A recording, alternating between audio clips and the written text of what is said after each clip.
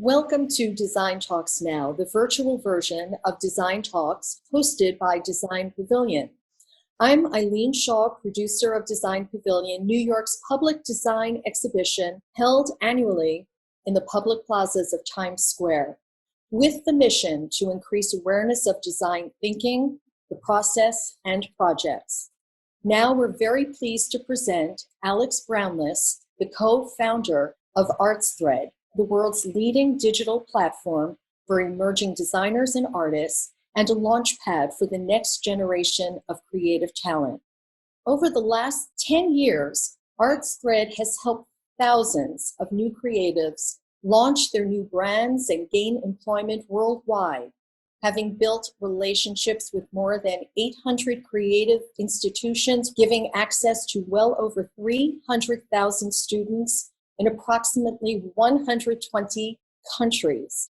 ARTSTHREAD has partnered with many brands such as Levi's and Avery Dennison, BBC, Made.com, Nike, NASDAQ, United Nations, WGSN, Urban Outfitters, Milan Design Week, Premier Vision, London Design Festival, Majas, Azimuth Yachts, Design Pavilion, and many more to help launch the next generation of creative talent globally. I'm really happy to welcome Alex. And Alex, how are you doing during this time on a personal level? Yeah, I'm coping. The family are coping. We're in lockdown here in London, so I'm trying to get as much fresh air as I possibly can. But yeah, no, everything's okay. We had some bad news recently where our chairman passed away 4 weeks ago due to the COVID. That was a hell of a blow because he was a mentor. But I know that he'd be fully behind what we're up to now. And I was talking to him even from hospital, and he had a great innings. He had nearly 82 years on the planet, and as he said, keep up as much mischief as possible. So I'm gonna take on board what he's taught me and give it my best shot. Yeah, we are going to miss Terry so very, very much. He was important to ARTSTHREAD and to you personally and to the Hearst organization as well. Yeah, he was longest standing, over 50 years. So yeah, it's a good stint in this day and age. Yeah. Someone lasting within a company over 50 years is going some, yeah. Yeah, an amazing person. So I just gave a very brief little intro about ARTSTHREAD. Tell us a little bit more about how and when you and Katie Downey co-founded it, and why. What purpose does it serve?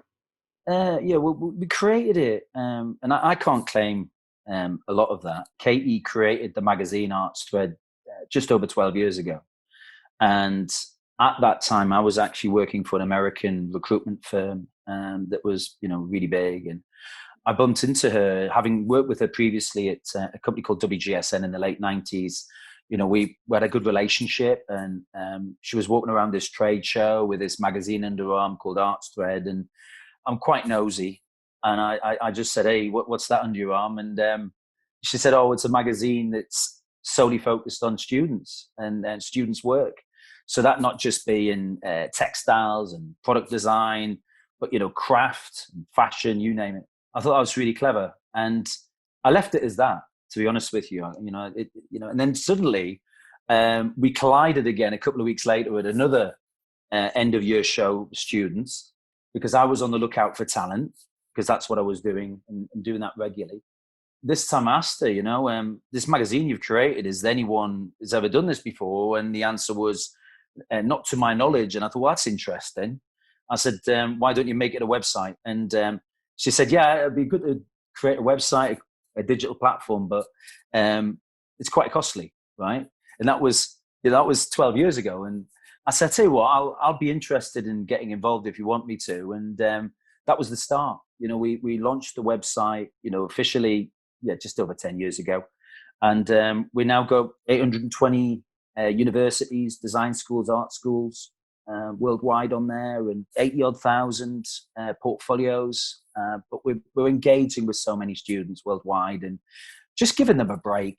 That's the motivation was, really putting ourselves in the shoes of what the students and because we were students back in the day, and all we did was create something that we needed, and that's the beauty of the web, I suppose. As Terry used to say, creativity has no postcode or zip code. So many really talented individuals around the planet, from Guatemala to Reykjavik. It really doesn't matter.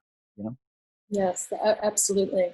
So ARTSTHREAD, the platform, is on the web, and students and emerging designers, new graduates, post their portfolios on your website. And then also you facilitate competitions, design competitions with corporations through that audience of students and emerging designers. Tell us how that works. Well, yeah, we soon realized when we created the platform that it's all very well and good being a portfolio site where the industry can come and find what they're looking for, whether it's furniture design or ceramics, wherever it may be on the planet. But we thought we need to be a bit more, we need to do something a little bit more proactive. Yeah. So to align and try and engage more with the industry, we approached the trade shows and events and obviously the industry. And we got a bit of a break. The French really backed us quite early on. We had an amazing start where we aligned with Maison Objet and Equipe Hotel, which is sister of that, and then Premier Vision, the big textile trade show. And by engaging with these trade shows and then unleashing emerging talent in the trade fairs in Paris, it was a hell of a coup, because we had students from all around the planet who wanted to be showcased in the home interior section or the textile fabric section. The snowball effect occurred. We then realized that, wait a minute, why don't we align with Milan Design Week and London Design Festival and NYC Times Design? And that's obviously how we met. When you created Design Pavilion, you very kindly introduced us to what you were doing in Times Square, and that was the start of a marvelous relationship, right? And you make things happen. I think the thing that's really lovely is that when you've got a community that is really diverse, and they're all under the age of 25 and they need a break, whether they're in Halifax, Nova Scotia, or Halifax, West Yorkshire in England. Mm-hmm. It doesn't really matter. They need, they're all rough diamonds, and they need polishing up a bit. And if we can help them succeed in any way, that's our motivation, really. I mean, that's what's important. And competitions is obviously a key factor of that. We had to do competitions. It just made sense. Well, our experience with you goes back years now. We were participants in your competitions with Azimut Yacht in Italy, with Avery Dennison, with NASDAQ right there in Times Square, with Magis and Herman Miller. And what we learned, and what our experience in working with ARTSTHREAD is that the process is super easy. You guys make it very easy for all of us. You host the competition and you promote it. You gather the submissions in a very organized way and all digitally. So the jury, whether it's from the corporations or from the trade shows, can just go online, review the portfolios, and decide which are the winners. And it's a very smooth process. You're quick about it, and the results are amazing. And for the students and for the emerging young designers and artists that participate, because it's also art as well as design. It's product as well as painting and illustration and graphic design. And the results are phenomenal. So I think that every partner that we participated with was very pleased, and we certainly were. And then we had some great artwork to show. And then the students come and see it, and they're part of this professional presentation. And it's win-win for everybody. So thank you so much for doing what you're doing. Tell me, in this current crisis, how has it affected design schools?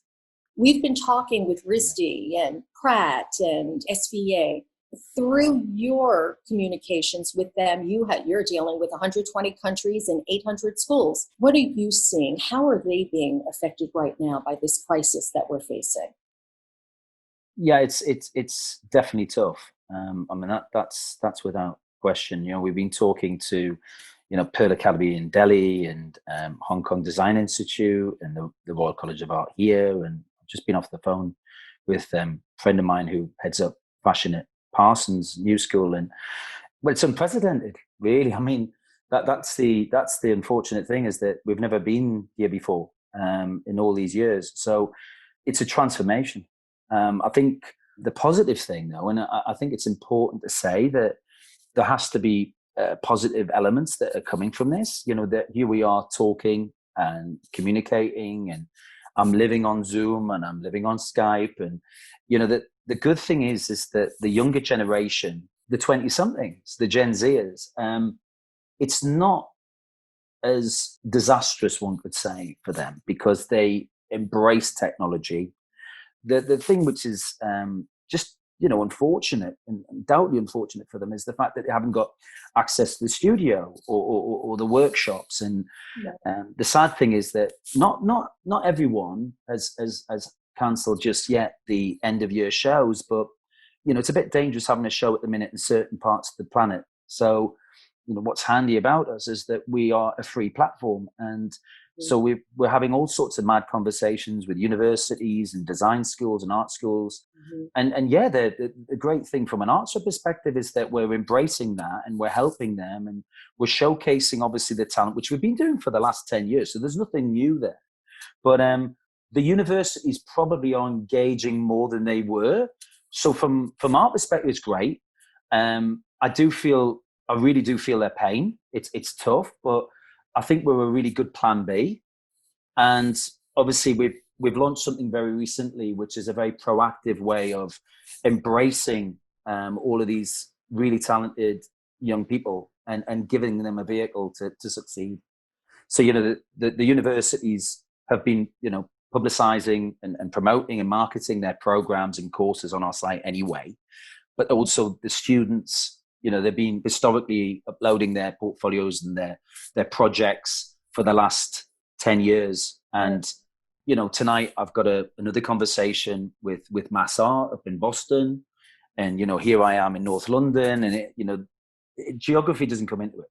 You know, if you've got a broadband connection, you can communicate. And what we're trying to do with this new relationship that we've just built very recently with ID, Vice Media, and launching this global initiative, an online global design graduate show for this year. And it looks like we're going to be, you know, this is just the start. We're hopefully going to be the glue, you know, that will bring industry to education and education to industry. And now, especially, I think we've got something quite handy, which will enable a lot of the students due to graduate this year to get a break in the industry. And you know, obviously with COVID-19 kicking in, you know, a few months ago, and talking to many universities and schools, you know, not just me but the rest of the team at ARTSTHREAD, we soon realized that we really should do something even more proactive than just be a platform where the students have their portfolios on, and the universities, you know, have their programs and courses on there. So, you know, kids at high school can get a feel on what's going on at RISD and what's going on at SVA and all these other institutions around the planet. We made a decision to do an online global design graduate show, and it's quite powerful because no one's ever done it, right? So we thought, well, wouldn't it be really powerful to create one element, you know, a celebration of 2020's talent, you know, let the artists and the designers upload their work, give them a window between May and the end of July to upload their end of year projects, and then bring the industry to them and judge and give out winning prizes. And yeah, I mean, we're having some unbelievable conversations with the industry, and it's all happened very quickly. And it's really sweet that you've agreed to, you know, help us promote this, because the students need to know about it. not just in the States, but worldwide. You know, we've got some amazing things happening. You know, we've had Indians and we've had, you know, students from Guatemala and Puerto Rico and Helsinki, you know, contact and start uploading their work already. And in fairness, they've got till the end of July. There's no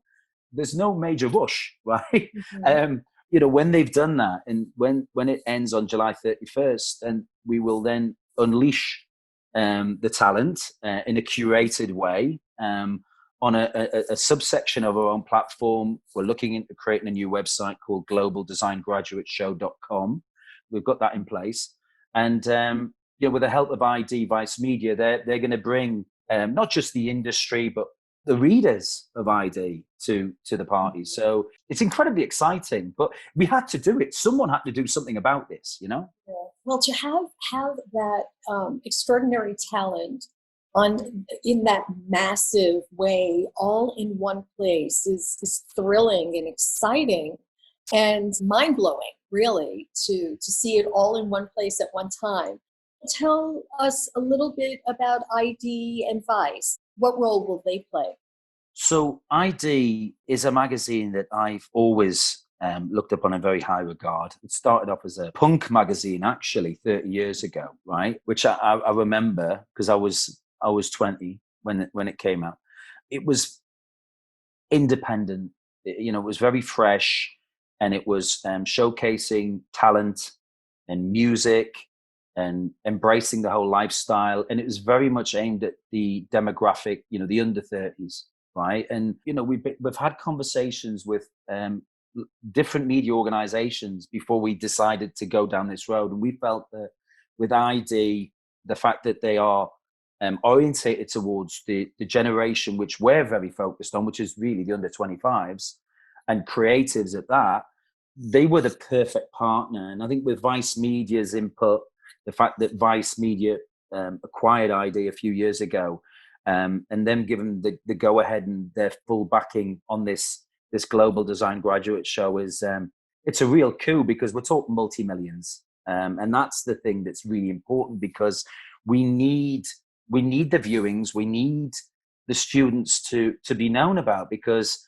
with no end of year shows, or if there is end of year shows, you know, it's going to be quite tough for them still to get that break. This is a really proactive angle, and I'd like to think, you know, we'll help thousands of these students who, you know, will be graduating this year get a break. And that's always been our focus. That's all ARTSTHREAD. That's the reason why we started back in the day. It was all about giving them a break. What break is this? How does this help the students, and who's going to see it? How do they contact the students if they really love a project and want to support it, or hire the talent? Well, the nice thing to say, there is no barrier. Okay, so the platform that ARTSTHREAD, you know, is a free platform, so it's accessible to everybody. You know, to the parents, to the kids, to the students, to the industry. So it, you know, to the education system. It's access all areas. There is no username, passwords, and all that kind of stuff. Where there is no barrier. Okay, so that's something I really should emphasize, because some people think that, oh, it's password protected. No, it's not. We want the industry to come to the platform and find new talent, maybe even investment. Okay, we've had furniture designers get investment on our platform. We've had product designers get investment on our platform. But I have to tell you, the majority of the time, it's more hiring. So whether that's full-time or internship or freelance, when the industry find out that we exist, they rather like us, because they don't have to pay any fees. Okay, so that's good. If they need our help, then we charge. But that, you know, we do. That's how we make money. We charge the industry if they need our assistance, because we've got to live. You know, we can't live on fresh air. But there is no barrier, and that's the thing to emphasize, is that if they want to be proactive and they're a small company and they can't afford a recruitment fee, ARTSTHREAD's brilliant for those people, because they can search for illustrators and gamers and industrial designers in different parts of the planet, whether in St. Petersburg or Ukraine or wherever. Doesn't matter. Right now, it really, internship can come from anywhere. Yeah, absolutely. A, Absolutely. a London-based company could have an intern that's based out of Mexico City. So 100%. it can internship can come from anywhere now. Yeah. So you This actually COVID sped everything up even more. exactly, and 100%. ArtSthread has grown into its own at a moment that is ready now. It's ready for what you have to It's offer. fit. Yeah, it is. It's fit for purpose. You Yeah. know, we've gone through the first few years was really tough. I'm not going to lie to you, but you know, the good thing is that we've been self-funded. You know, we weren't under any pressure to deliver, you know, X, Y, and Z, which I know can affect a lot of businesses.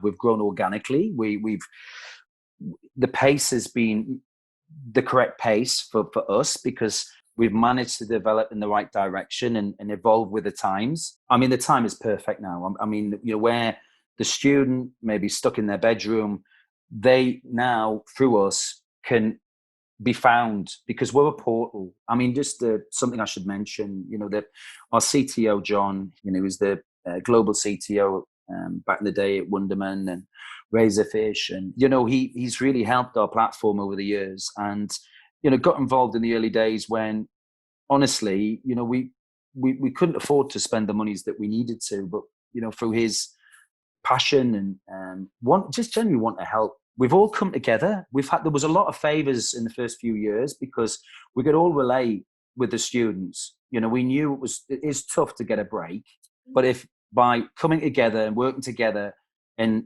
helping and giving the students the tools they need to succeed, which is now what we have in place, they can be found, you know, and it doesn't matter where they are. That's what's lovely. You know, it really, they could be in Botswana and Mhm. still be found if they're proactive. Yeah. Right. If they're there, but they can Yeah. be. Yeah. You know, Yeah. otherwise, because we're not all psychic. Mhm. So, I mean, the amount of times that, you know, I have conversations with different universities. So, you know, we haven't got an end of year show, but some of the students have got their work on our platform and think, well, you know, it's a bit like, I'll use the example. It's a bit like booking a holiday. I wouldn't be going to all these different independent hotel websites and all these different airlines. I'd go to one portal to find what I'm looking for. And so like a one-stop shop. And that's what we've created. That's what was, and is probably the most important factor about what we do is that it's a one-stop shop. So if you're looking for a furniture designer in Stockholm or a illustrator in Brooklyn, the School of Visual Arts, or the Academy of Art in San Francisco, you can search like that as well. So it's what was needed. Because when I was in recruitment, I found it really difficult to find new talent. It was really tough. You know, I Yeah. had to fly all over the place and it was actually quite painful. And what we've created is less painful. Yeah. I want to help, of course, and I would foresee a physical show one day when we all can gather again together, even a digital physical show. I know how I can help, but for those who are listening, how can we help? There's many ways. We had to be proactive. And by creating something that is solely focused on the problem today, which is, you know, the students to have access to studios and workshops, and we had to make it a digital version. And so that's the reason why we created this new area, which officially launches in October, but the uploading process for the student has begun, and the deadline, as I said earlier, was July 31st. So, you know, the industry can come and find what they're looking for. And we're talking diverse. You know, we will have the subcontinent, we'll have the Far East, we'll have the North American, we'll have the European areas, all catered for in all disciplines. The way our site was built architecturally, you can search by sector, by specialization, by college, by university. We're trying to make it as easy as possible for the industry to find what they're looking for, but at the same time, bringing judges in from the industry of which I hope that you will accept my invitation. I would like you to be one of our judges, just to let you know. Mhm. um, I'll have to amongst think the, about that. all right, well, come back to me on that, okay? Okay. I'll just put it on you now, so you know, Okay. you need to sleep on it. I'd But yeah, love just to. It would be an yeah, honor. honestly. No, fantastic, right? Well, that's, this is what's great, right? We've been talking to all sorts of companies from, Nike to Yeezy to Tom Dixon, you name it. When people find out and the industry find out that we're being proactive and we're helping the students try and get a break, of course you're going to help, right? So my advice is the students must be proactive and be very selective in what they upload and ensure that they do themselves justice, because they've got a big window. They've got 90 days to upload. So as I said, they've got till the end of July to upload, but that end of year project should tell their story. And we know that some students will not have access to facilities that they're used to. So it's the thought process. And actually, to be quite frank, Eileen, the thought process and the story behind that sometimes is actually even more interesting than the final object they create. Yeah, the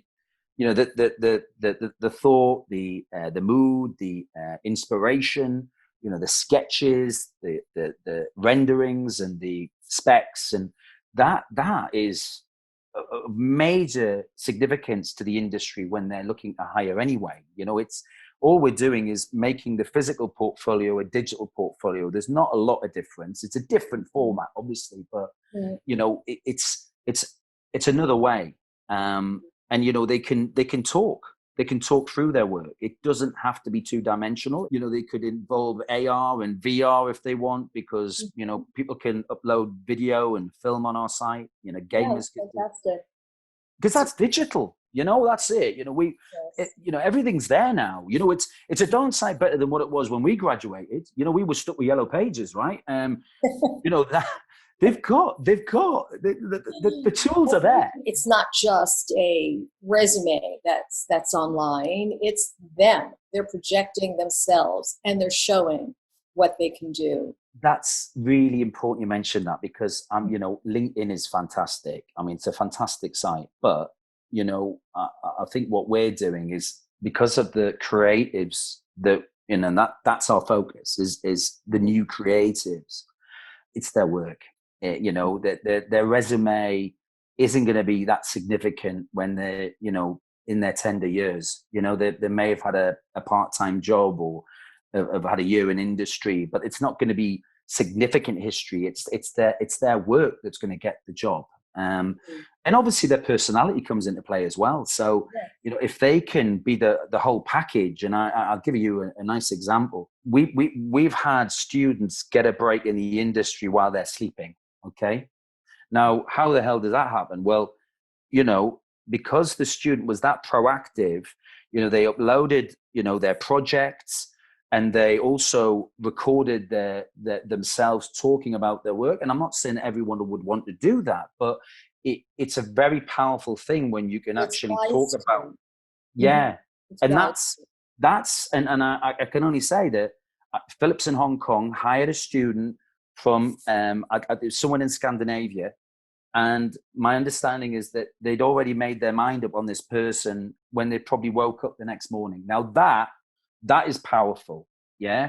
And this is the beauty of what we have. And, digital's been around a long, long time. And the young people, the students, the 20 somethings, they get this more. But let me tell you that the people I know in the industry who are visionary, they embrace this, because it's, one, they put the child to bed at 9:00 on a Sunday night. They can go click, click, click, and think, wow, she's fantastic. And she's on my doorstep in West Hollywood, and I'm in Burbank, and maybe she can start working at Pixar on Monday at 9:00. That is what we have, right? And yes. And just because I'm in North London, the web is your oyster, okay? Just like your world is. Yeah. So I would like the students, I know that right now they're so worried about what their future holds, and they're so worried they're coming out of school, and of course they were hoping they would get jobs immediately. And it's a frightening, confusing, worrisome time. I also would like them to know that in some way, nature and the universe and the world and government is kind of clearing things for them. And they should not be so worried. They should stand strong and just wait it out a bit, because none of us know where things are going to land and where we're all going to be. We're as confused and trying to figure it out and worried and fearful as they are. But at the same time, there's enormous hope out there.